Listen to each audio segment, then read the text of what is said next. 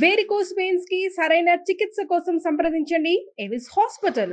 నమస్తే, welcome to our channel. ఈరోజు మనతో పాటు ప్రముఖ ఆధ్యాత్మికవేత్త, జ్యోతిష పండితులు బ్రహ్మశ్రీ నందిపట్ల శ్రీహరి శర్మ గురువు గారు ఉన్నారు.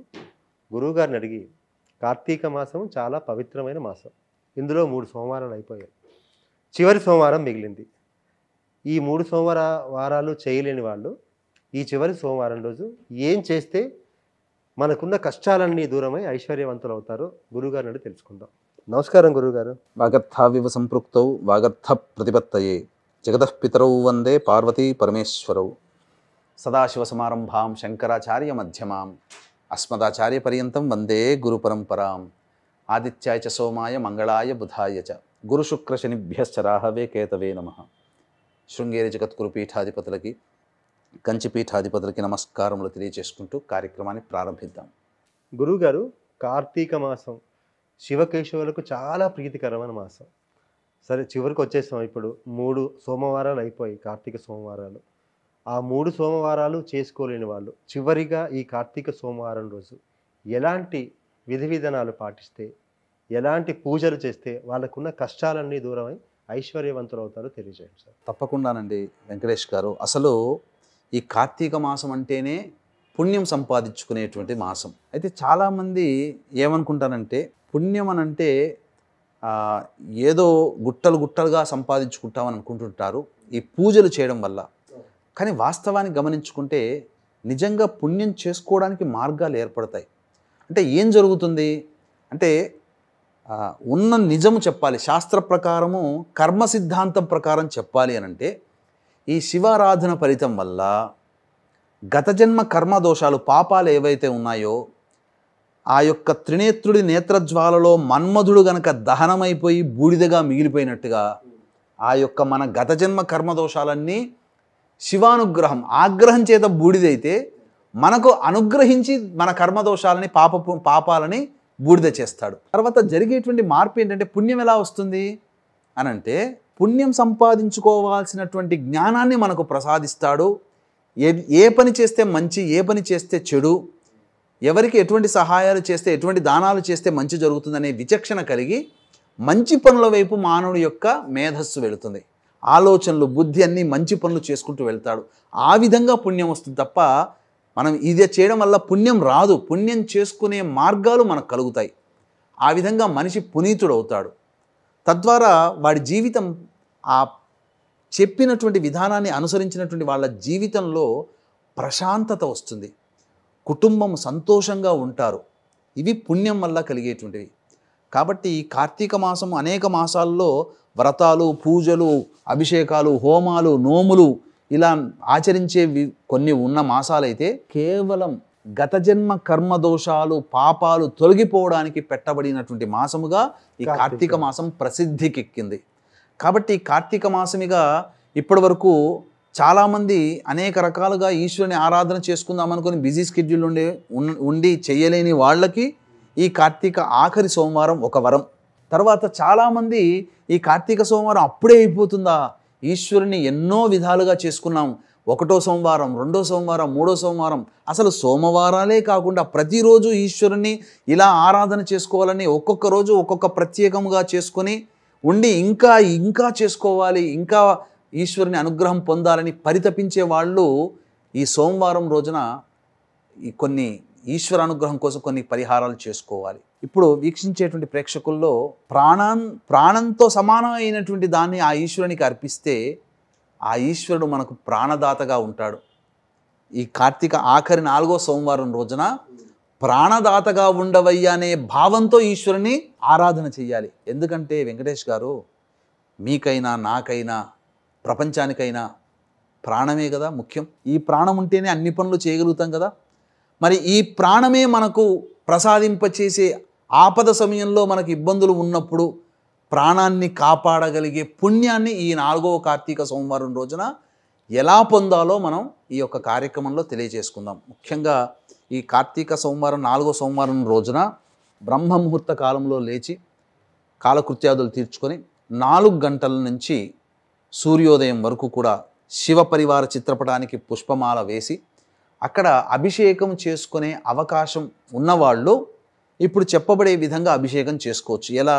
ఆ యొక్క చిత్రపటం ముందు అష్టదళ పద్మం వేసి ఇరువైపులా ఆవు నేతితో దీపారాధన చేసి, లేదా నువ్వుల నూనెతో కానీ దీపారాధన చేసి, ఆ అష్టదళ పద్మము మీద చక్కగా పసుపు కుంకుమ రంగరించి, తరువాత దాని మీద 2 తమలపాకులు, దాని మీద ఒక గిన్నె లాంటిది ఏదన్నా బోర్లిచ్చి, ఆ గిన్నె మీద 3 తమలపాకులు పెట్టి, ఆ తమలపాకుల మీద శివలింగం పెట్టి, ఆ రోజున అంతకు ముందు కంటే రోజున దొరికేటువంటి అనేక రకాలైనటువంటి ద్రవ్యములతో ఇంట్లో తెచ్చిపెట్టుకొని, ఆ ద్రవ్యములతో శివాయ నమః శివాయ నమః శివాయ నమః అనుకుంటూ అభిషేకం చేయండి.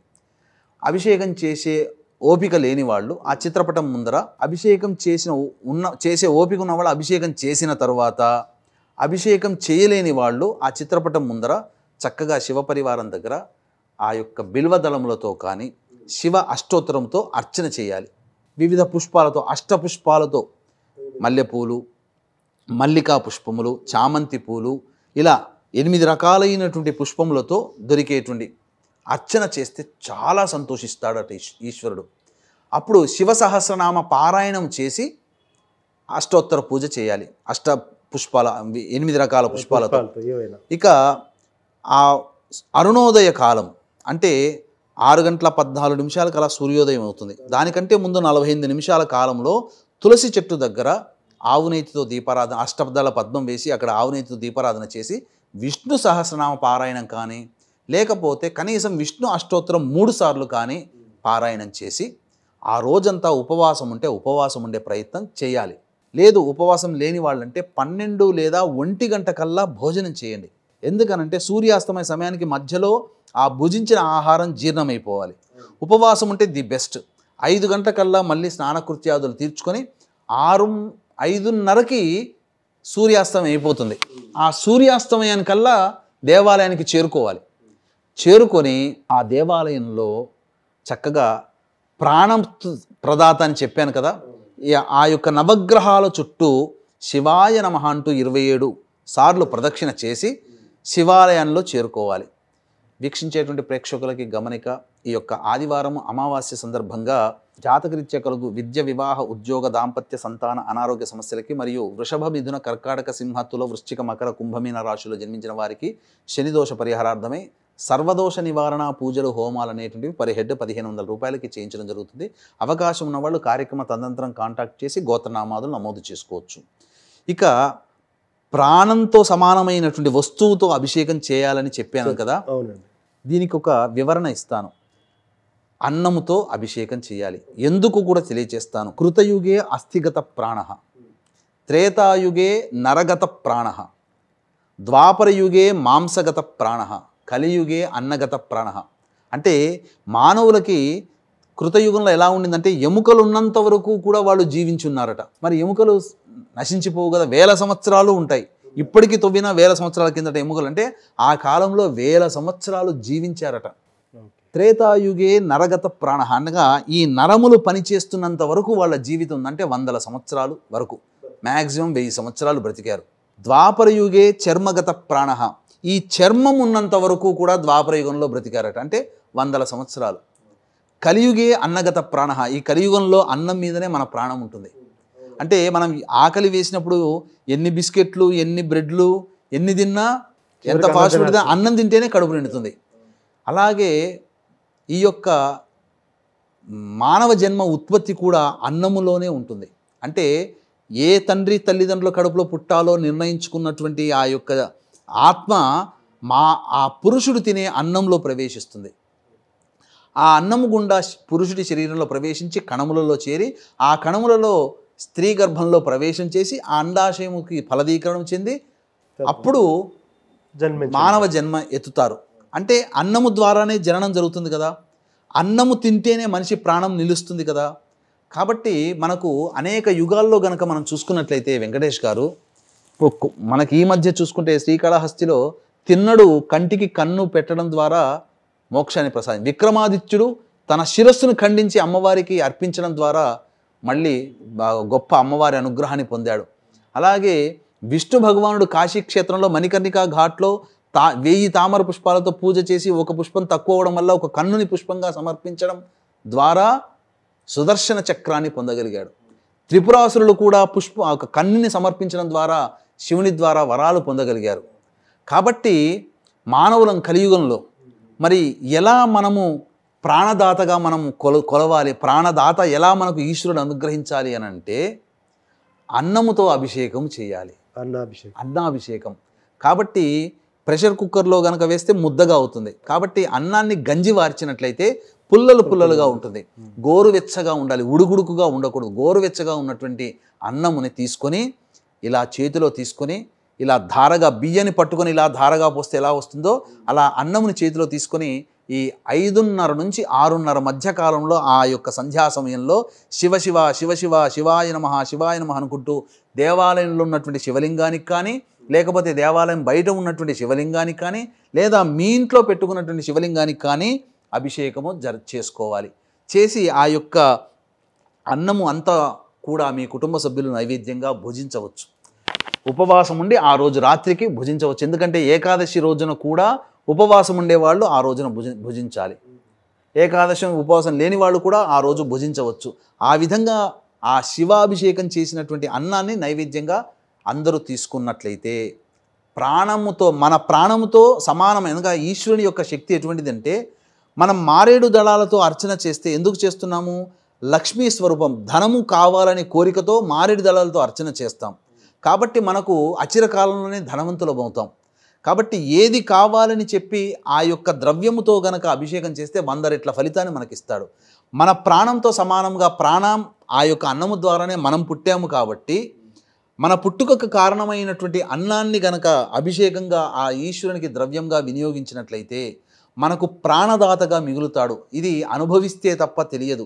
ఆపద సమయంలో 1 సెకండ్ తప్పిందనంటే మన ప్రాణాలు పోయేటివిరా, కానీ మనం రక్షించబడ్డం ఏ పుణ్యము అని అంటారు కదా. ఈ ఆఖరి కార్తీక సోమవారం రోజున ఏ వ్యక్తి అయితే అన్నాభిషేకం చేసుకుంటాడో అతనికి జీవము, అతని యొక్క ఆయుష్లో కొంత భాగము పెరుగుతుంది. కాబట్టి అకాల మరణాలు, గండ దోషాలన్నీ తొలగిపోతాయి. ఈ విధంగా ఎవరైతే చేస్తారో వాళ్ళకి తప్పకుండా శివానుగ్రహం వలన మృత్యుంజయత్వం సిద్ధిస్తుంది. ఈ 4వ ఆఖరి కార్తీక ధర్మార్థ కామ్య మోక్షాలు 4 ఉన్నాయి కదా. అలాగే 4 రకాలుగా ఉన్నప్పుడు మనిషి నిలబడాలంటే ఆఖరిదైనటువంటి ప్రాణము నిలబడాలి. కాబట్టి ఈ అన్నముతో అభిషేకము ఆ ఆఖరి కార్తీక సోమవారం రోజున చేయడం ద్వారా వాళ్ళకి కుటుంబ సభ్యులందరూ ప్రాణములతో ఎక్కువ కాలము జీవించడానికి, ఆపద సమయంలో గండ దోషముల వలన అపమృత్యు భయాలు తొలగి వాళ్ళు చిరంజీవులుగా మిగలడానికి ఆ యొక్క పుణ్యము సంపాదించి పెడుతుందని చెప్పవచ్చు. చాలా బాగా తెలియజేశారు గురుగారు. చివరి సోమవారం రోజు అటు ఉదయము ఇటు సాయంత్రం చేయాల్సిన పూజా విధానం, మనల్ని మనం రక్షించుకోవడానికి, శివుడి అనుగ్రహం పొందడానికి చేయాల్సిన పూజా విధానం చాలా చక్కగా తెలియజేశారు. ధన్యవాదాలండి. సర్వం శ్రీ ఉమామహేశ్వర పరబ్రహ్మార్పణమస్తు.